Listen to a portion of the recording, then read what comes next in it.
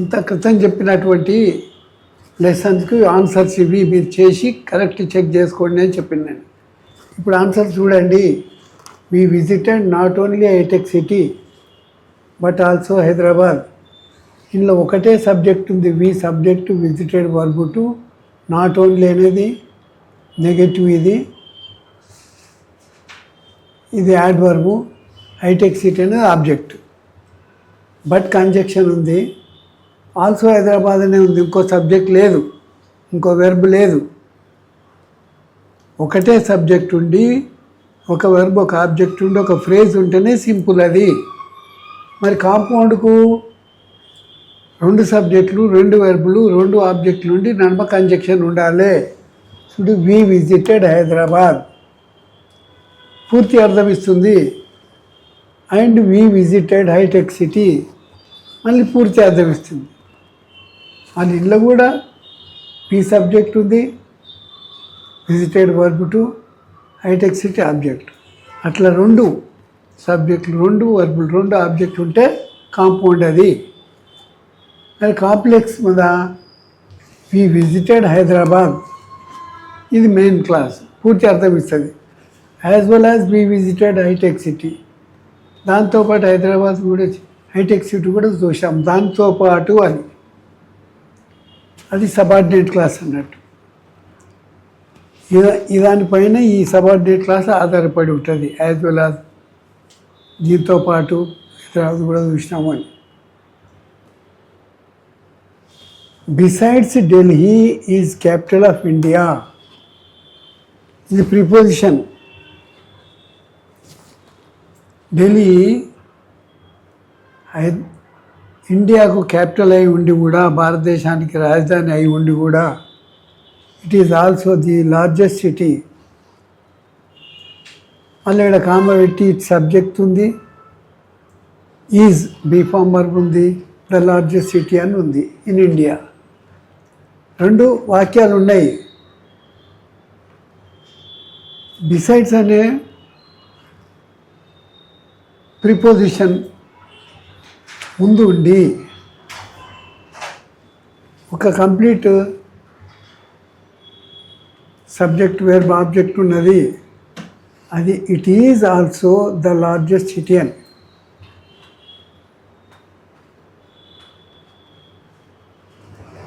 ఇది ఒక పెద్ద పట్టణం భారతదేశంలో అని. ఇది మెయిన్ క్లాస్ అవుతుంది. Besides Delhi is capital of India అంటే ఢిల్లీ భారతదేశానికి రాజధాని అయి ఉండి కూడా అనేది పూర్తి అర్థం కాదు. దీనిపైననే ఇది ఆధారపడింది. ఇది లేకుంటే ఇది చదివితే అర్థమవుతుంది. కాబట్టి it is main clause, it is subordinate clause. మరి Delhi is the capital of India and it is also the largest city అని. ఇలా 2 సబ్జెక్టులు ఉన్నాయి. Delhi is the capital of India అనేది పూర్తి అర్థం ఇస్తుంది వీడికి. It is also the largest city అని పూర్తి అర్థం ఇస్తుంది. అట్లా పూర్తి అర్థం ఇచ్చి నడుమ కంజక్షన్ ఉంటే అది కాంపౌండ్ అవుతుంది. మీకు ఇచ్చిన దాన్ని బట్టి చేసుకోవచ్చు. మీరు సొంతంగా చేయమని చెప్పిన. ఇప్పుడు Hyderabad people talks not only Telugu but also Urdu. Simple అది. మళ్ళీ ఇంకో సబ్జెక్ట్ లేదు, దే ఆల్సో అని లేదు. హైదరాబాద్ పీపుల్ టాక్స్ తెలుగు ఇది main class. Hyderabad people subject talks వర్బన్ ప్లస్ థర్డ్ పర్సన్ కాబట్టి కలెక్టివ్ నౌన్ కాబట్టి టాక్స్ అన్నట్టు Telugu. And they also talk Urdu. ఇక్కడ కంజక్షన్ ఉంది, ఏ సబ్జెక్ట్ ఉంది, also add verb talk verb అని ఉంది ఉర్దూ. అది కాంపౌండ్. అది though Hyderabad people talk, Hyderabad వాళ్ళు తెలుగు మాట్లాడతారు కూడా. They talk Urdu. ఇక్కడ కామ ఉంది, దే సబ్జెక్ట్ టాక్ వర్బన్ ఉర్దూ అనేది ఆబ్జెక్ట్ ఉంది. ముందు ప్రిపోజిషన్ కానీ యాడ్వర్బ్ కానీ వస్తే ఇది సబార్డినేట్ క్లాజ్ అవుతుంది, మెయిన్ క్లాజ్ అవుతుంది. వుచ్ కంజక్షన్ పెట్టి సింపుల్ నుంచి కాంపౌండ్ చేయొచ్చు. ఇక్కడ ఎగ్జాంపుల్స్ ఇచ్చారు. I have found my lost umbrella అని. ఆ పోయిన గొడుగు దొరికింది. ఇప్పుడు I have found the umbrella, ఏ గొడుగు అయితే పోయిందో, విచ్ ఐ హ్యాడ్ లాస్ట్ అని I subject had finite verb two lost అనేది యాడ్వర్బ్. ఈ కంజక్షన్ పెట్టింది. ఇది ఐ హ్యాడ్ లాస్ట్ అనేది main clause. I have found the umbrella, నాకు గొడుగు దొరికింది. విచ్ ఐ హ్యాడ్ లాస్ట్ అనేది ఇది మెయిన్ క్లాస్ ఉంటే ఇది విచ్ కంజక్షన్ ఉంది కాబట్టి సబార్డినేట్ క్లాస్ అవుతుంది. విచ్ కంజక్షన్ పెట్టి సింపుల్ నుంచి కాంప్లెక్స్ చేసినారు. మరి ఇది కాంపౌండ్ కూడా అవుతుంది కదా సార్ అనొచ్చు మీరు.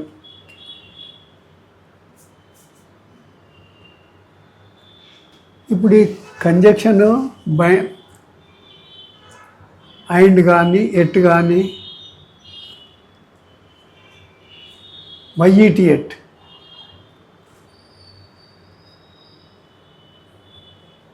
దో కానీ అటువంటి కంజక్షన్స్ ఇది ఇంట్రాగేటివ్లో ఉంది అని అనుకోకుండా విచ్ అయితే ఏదైతే అని. విచ్ ఐ హ్యాడ్ లాస్ట్ అనేది మొట్టమొదటి రాయలేము.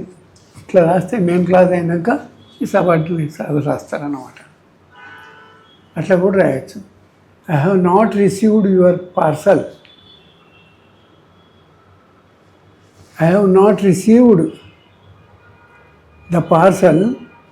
ఈ పార్సల్ ఆబ్జెక్ట్ చేసి which you had sent me, నువ్వు ఏదైతే పంపించినావో which you had sent me అనేది subordinate class.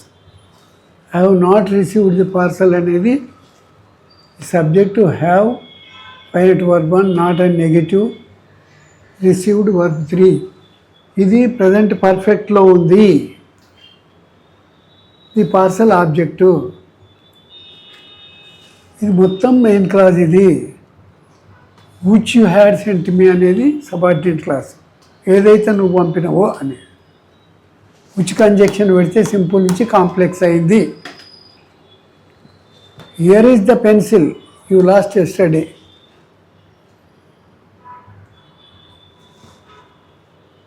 You lost yesterday అని నిన్న కూడా కొట్టుకున్నది. Here that simple. ఈడ ఆబ్జెక్ట్ లేదు. యూ లాస్ట్ నిన్న కూడా కొట్టుకున్నది అన్నమాట. హియర్ ఈజ్ ద పెన్సిల్ అనేది main clause. You lost yesterday simple. ఇది ఒక ఫ్రేజే. ఇది ఒక సబ్జెక్టు, ఒక వెర్బ్, ఒక ఆబ్జెక్ట్ ఉండి ఒక ఫ్రేజ్ ఉన్న క్లాజ్ ఉన్న అది సింపుల్ అవుతుంది. హియర్ ఈజ్ ద పెన్సిల్ అనేది ఇక్కడ ఉంది మీ పెన్సిల్ అని. Subject here is be form verb, the pencil. Which conjunction పెట్టి you lost yesterday, which you lost yesterday, మీరు ఏదైతే పొడగొట్టుకుంటారు అవి సింపుల్ నుంచి కాంప్లెక్స్ మారింది.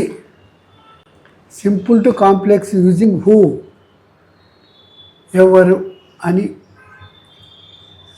ఈ హూ కంజక్షన్ పెట్టి కూడా సింపుల్ నుంచి కాంప్లెక్స్ వాడవచ్చు. Selfish people cannot lead a happy life. స్వార్థపరులు సంతోషమైన జీవితం గడపలేరు. మనకు అంత తనకే కావాలని ఉంటుంది అన్నమాట. వచ్చిందంతా తృప్తిపడాలి. పక్కోడు ఎంత సంపాదిస్తుండో ఆయనకి ఎక్కువ ఉంది, ఆయనకంటే ఎక్కువ సంపాదించాలి అని వక్ర మార్గాలన్నీ చేస్తుంటాడు. ఇది సింపుల్. ఏంది selfish people subject, cannot lead అనేది నెగటివ్లో వర్బ్ 1. ఏ హ్యాపీ లైఫ్. ఇది ఒక ఫ్రేజ్. మరి కాంప్లెక్స్లో పీపుల్ హూ ఆర్ సెల్ఫిష్, ప్రజలు ఎవరైతే స్వార్థపరులు ఉంటారో they cannot lead happy life. ఇది మెయిన్ క్లాజ్. పూర్తి అర్థం ఇస్తుంది. పీపుల్ హూ ఆర్ సెల్ఫిష్ అనేది సబార్డినేట్ క్లాస్, దీనిపైన ఆధారపడి ఉంటుంది. ప్రజలు ఎవరైతే స్వార్థపరులు అన్నది కదా, అది సబార్డినేట్ క్లాస్ అంటే దీనిపైన ఇది ఆధారపడింది అనమాట. People living in glass houses should not throw stones at others. అద్దాల మేడల్లో నివసించేవారు, people subject living verb one ing form in glass houses should not throw stones at others. ఇతరుల ఇండ్ల పైన రాళ్ళు వేయకూడదు. వాడు ఒక్కదా వేస్తే నేను అద్దాల మేడ అని పక్కన వెళ్ళిపోతాయి. సో పీపుల్ సబ్జెక్టు లివింగ్ అనేది ప్రజెంట్ కంటిన్యూస్ ఉంది. ఇన్ గ్లాస్ హౌజెస్ అనేది ఆబ్జెక్ట్. ఇన్ ప్రిపోజిషన్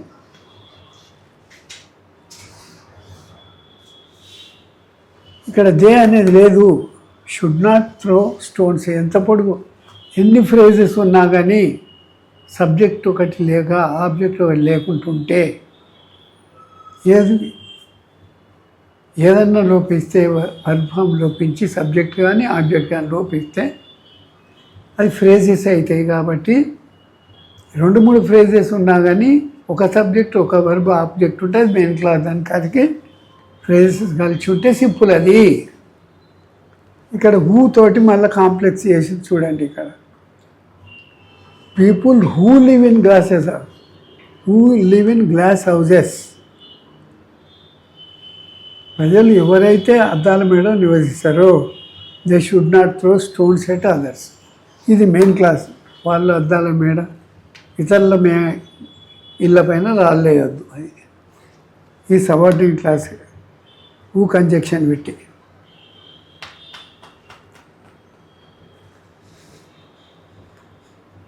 ఆ సింపుల్ను ఇప్పుడు ఇది కాంప్లెక్స్ అయింది. అన్ఎడ్యుకేటెడ్, విద్య రాని వాళ్ళు, ఆ నిరక్షరాస్యులు బిలీవ్ ఇన్ సూపర్స్టిషన్స్, మూఢనమ్మకాల మీద నమ్మకం ఉంటుంది వాళ్ళకు. పీపుల్ హూ ఆర్ ఎడ్యుకేటెడ్, ఇక్కడ కంజక్షన్ కలిపారు. ఎవరైతే నిరక్షరాస్యులు ఉంటారో they believe most in superstition, వాళ్ళు ఎక్కువగా మూఢనమ్మకాలను కలిగి ఉంటారు అని.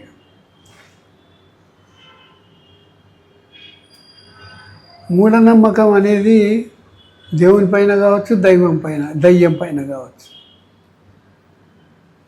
అందరూ దేవుని నమ్ముతారు, దయ్యం అనేది లేదంటుంటారు. మంచి ఉంటే చెడు ఉంటుంది. If there is good there is also bad.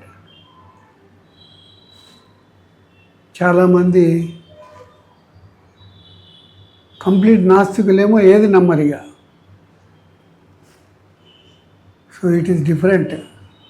People who are uneducated, విద్య రాని వాళ్ళు, దే బిలీవ్, చదువు రాని వాళ్ళు, illiterates and believe most in superstitions.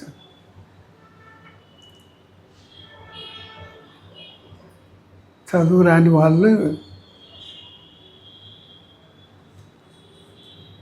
మూఢనమ్మకాల మీద నమ్మకం కలిగి ఉంటారని. ఇక్కడ హూ కంజక్షన్ పెట్టి కాంప్లెక్సియేషన్. హూమ్ అనేది వర్బ్ ప్రిపోజిషన్గా వాడుతుంటే అక్కడ అది యాక్చువల్గా ప్రొనౌన్. అది హూకు హూమ్, హూకు విచ్, వేర్, వెన్, వై అవన్నీ ఇంట్రాగేటివ్ వర్డ్స్ అవి. హూమ్ అంటే ఎవరైతే, ఎవరు, దాన్ని ఉపయోగించి కాంప్లెక్సియేషన్. I met a well known officer,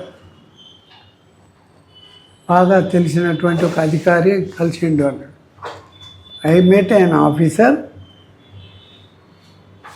whom I knew very well, ఎవరైతే నాకు బాగా తెలుసో ఆయన కలిసిండని. ఇక్కడ హూమ్ అని కంజక్షన్ పెట్టి I subject I meet an officer, ఒక అధికారి కలుస్తాడు. Whom I knew very well, ఎవరైతే బాగా నాకు తెలుసో ఆయన కలుస్తాడు. మెట్ అట్లా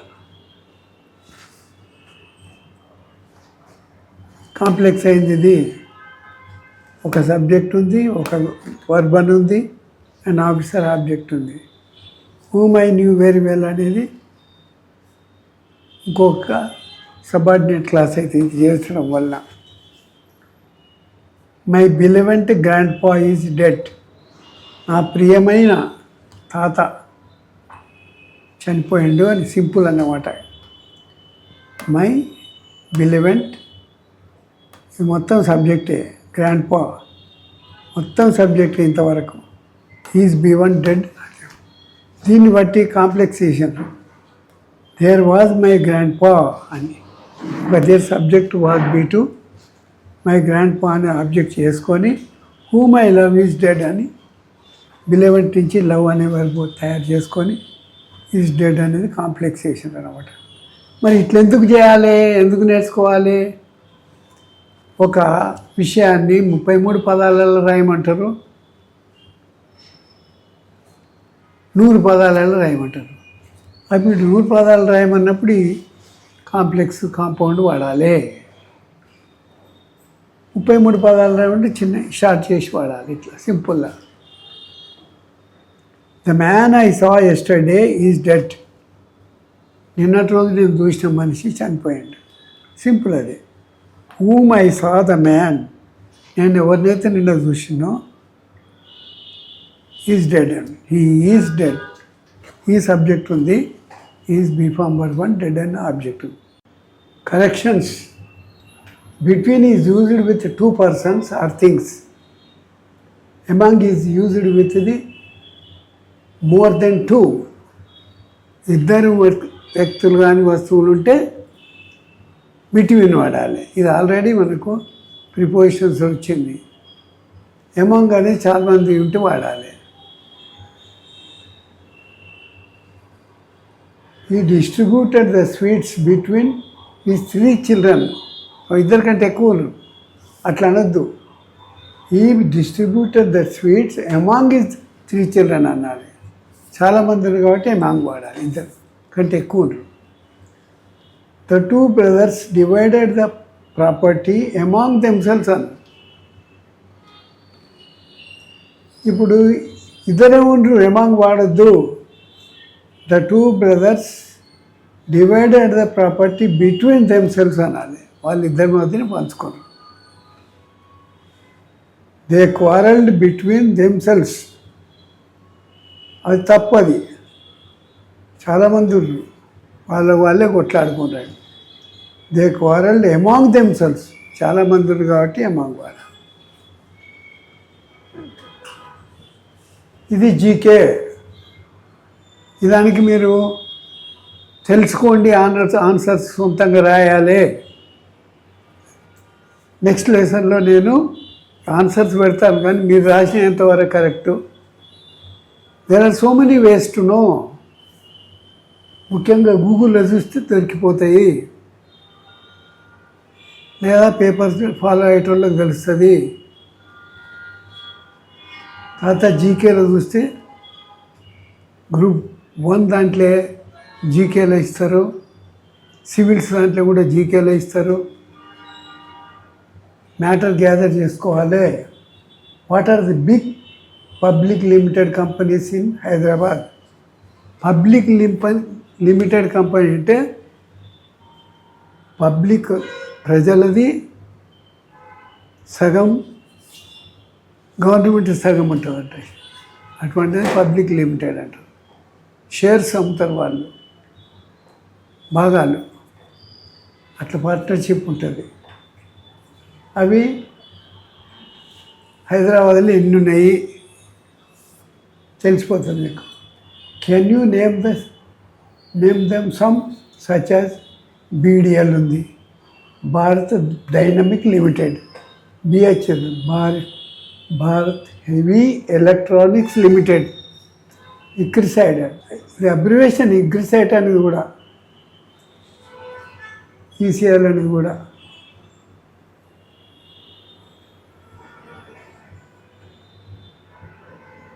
can you describe them each one, ఒక్కొక్క దాని గురించి రాయగలుగుతారా?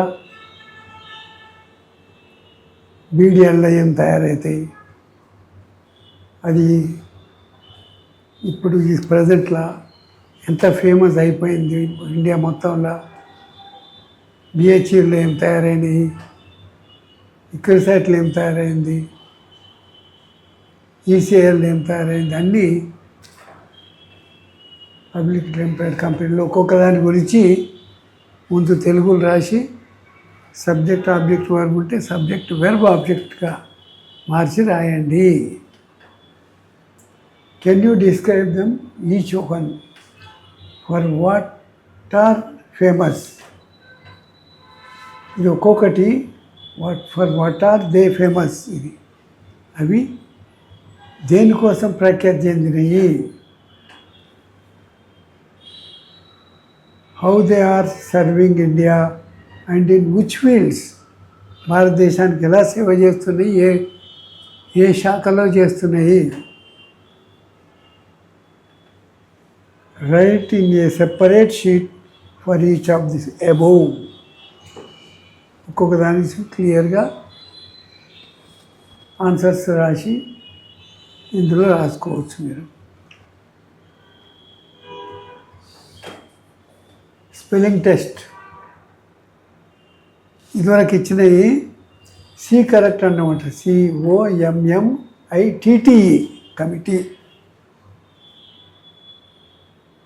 MITEE ఉంది, MITTE ఉంది.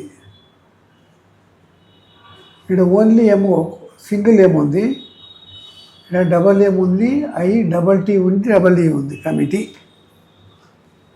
C is correct.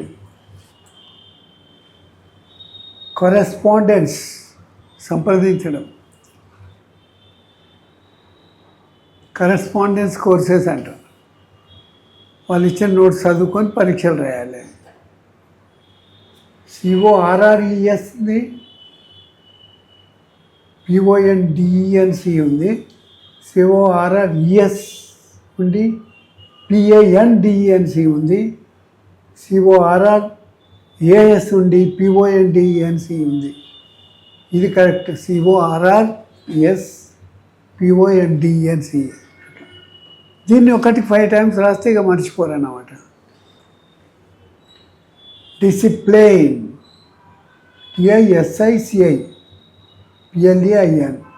PLAIN, DISCI PLAIN, ఇక్కడ DISCI PLINE ఉంది, ఇక్కడ AIN ఉంది, ఇక్కడ IN ఉంది, ఇక్కడ DISI PLINE ఉంది.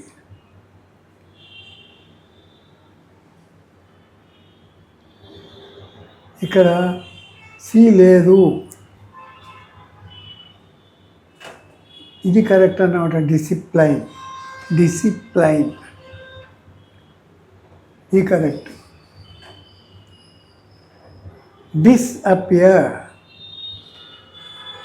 అపియర్కు ఆపోజిట్, అగుపించేది, అగుపించండి. DISAPPER,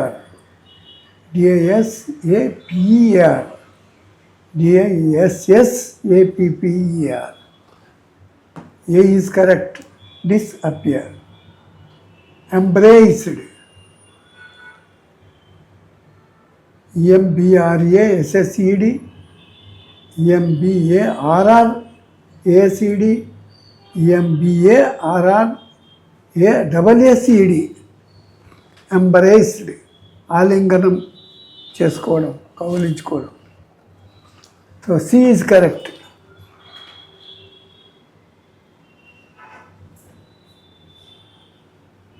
choose the correct spelling.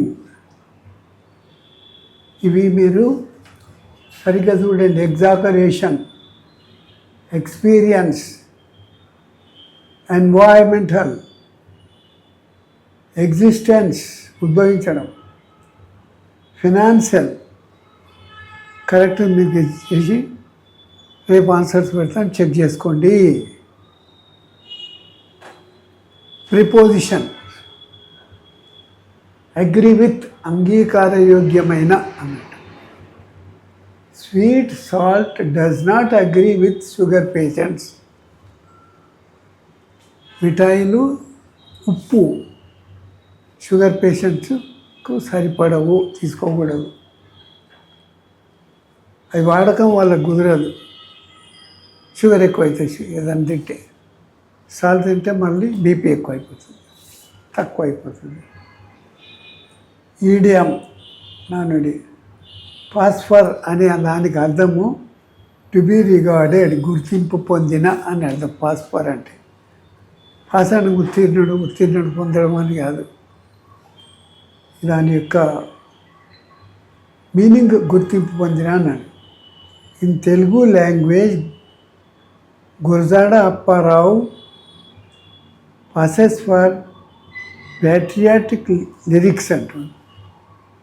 Telugu సాహిత్యం గురజాడ అప్పారావు గారి దేశభక్తి గీతాల రచనలో గుర్తింపు పొందినాడు.